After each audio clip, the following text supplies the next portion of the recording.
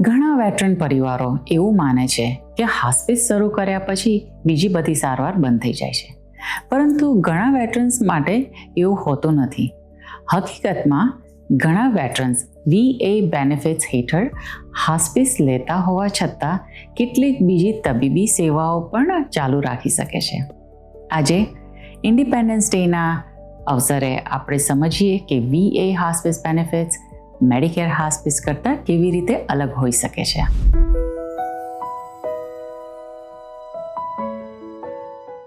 નમસ્તે, મારું નામ રૂપલ છે. હું રજિસ્ટર્ડ નર્સ છું અને મને હોસ્પિસ અને પેલિએટિવ કેરનો અનુભવ છે. હું પરિવારોને ગંભીર બીમારી દરમિયાન કયા કેર ઓપ્શન્સ છે એ સમજવામાં મદદ કરું છું. આજનો એપિસોડ જુલાઈ 4થના અવસરે વેટરન્સ અને તેમના પરિવારો માટે ખાસ છે. ફરી એકવાર આપ સૌને સ્વાગત છે. મારી આ ચેનલ પર આપણે હોસ્પિસ અને પેલિએટિવ કેર વિશે એવી માહિતી આપીએ છીએ જે પરિવારોને યોગ્ય નિર્ણય લેવામાં મદદ કરે છે. પરંતુ આજનો એપિસોડ થોડો ખાસ છે. આ એપિસોડ દરમિયાન દેશની સેવા કરનાર તમામ વેટરન્સને સમર્પિત છે. પહેલાં એક મહત્વની વાત, દરેક વેટરનને સરખા VA બેનિફિટ્સ મળતા નથી. તમારી લશ્કરી સેવા, તમારી બીજી સેવા અને VAના નિયમો મુજબ બેનિફિટ્સ અલગ અલગ હોઈ શકે છે. એટલે દરેક વેટરન માટે VAનો એક કેસ મેનેજર હોવો ખૂબ જ જરૂરી છે, મહત્વ છે. જો તમારી પાસે કેસ મેનેજર ન હોય તો જરૂર પૂછો. તેઓ તમને સમજાવશે કે તમને કઈ સેવા મળી શકે છે અને કઈ નથી મળતી. મને ઘણીવાર એક પ્રશ્ન પૂછવામાં આવે છે, જો હું VA દ્વારા હોસ્પિસ શરૂ કરું તો શું બીજી તબીબી સારવાર ચાલુ રાખી શકું છું? ઘણા કિસ્સાઓમાં આનો જવાબ છે હા. આ VA હોસ્પિસ અને મેડિકેર હોસ્પિસ વચ્ચેનો સૌથી મોટો ફરક છે. VA હેલ્થકેરમાં નોંધાયેલા અને જેમને હોસ્પિસની જરૂર હોય એવા વેટરન્સ માટે હોસ્પિસની સુવિધા ઉપલબ્ધ છે. અને VA અથવા VA દ્વારા માન્ય હોસ્પિસ જે પ્રોવાઈડર હોય એના દ્વારા આવતી હોસ્પિસ કેર માટે કોઈ કોપે નથી, કોઈ ખિસ્સામાંથી પૈસા કાઢવાની જરૂર નથી. બીજો મહત્વનો મુદ્દો છે કોન્કરન્ટ કેર, એટલે કે બીજી સેવાઓ જે મળતી હોય તે. તો સામાન્ય રીતે મેડિકેર હોસ્પિસ પસંદ કર્યા પછી જે બીમારી માટે હોસ્પિસ શરૂ કરવામાં આવ્યું હોય તેની સારવાર ચાલુ રાખવાની મર્યાદા આવી શકે છે. પરંતુ VA કેટલાક કિસ્સાઓમાં હોસ્પિસ સાથે કેટલીક જરૂરી સારવાર પણ ચાલુ રાખવાની મંજૂરી આપી શકે છે, જો VAને લાગે કે દર્દી માટે એ યોગ્ય છે તો. દરેક વેટરનની પરિસ્થિતિ અલગ હોય છે, તેથી તમારો VA કેર ટીમ કે કેસ મેનેજર તમને યોગ્ય માર્ગદર્શન આપી શકે છે.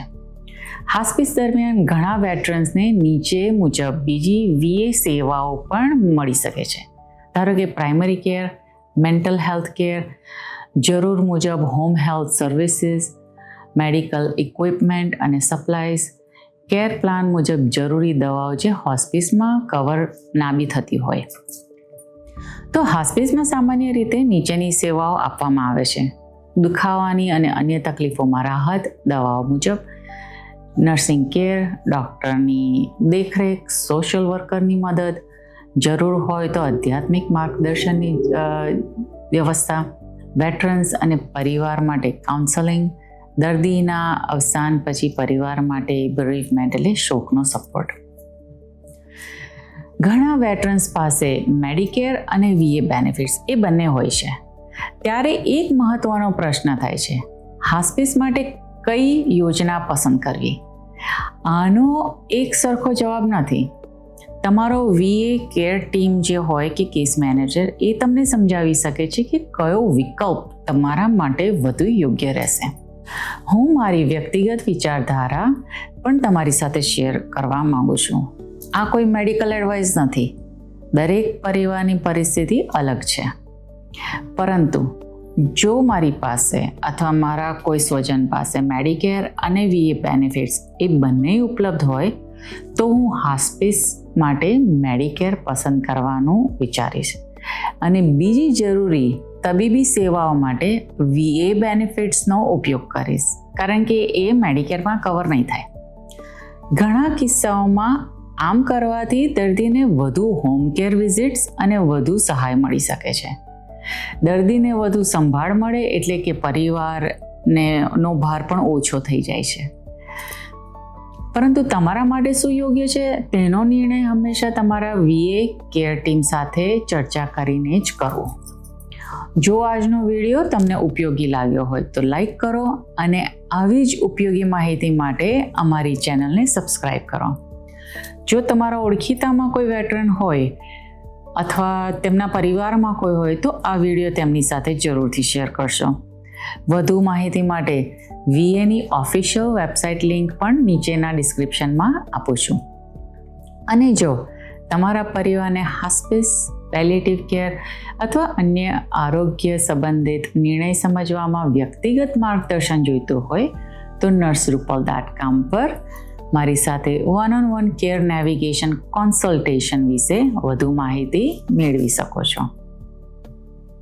અંતમાં આ દેશ માટે સેવા આપનાર તમામ વેટરન્સને દિલથી આભાર. તમારા ત્યાગ અને સેવાને અમે ક્યારેય ભૂલી શકશું નહીં. તમને અને તમારા પરિવારને હેપી ઇન્ડિપેન્ડન્સ ડે. બી સેફ.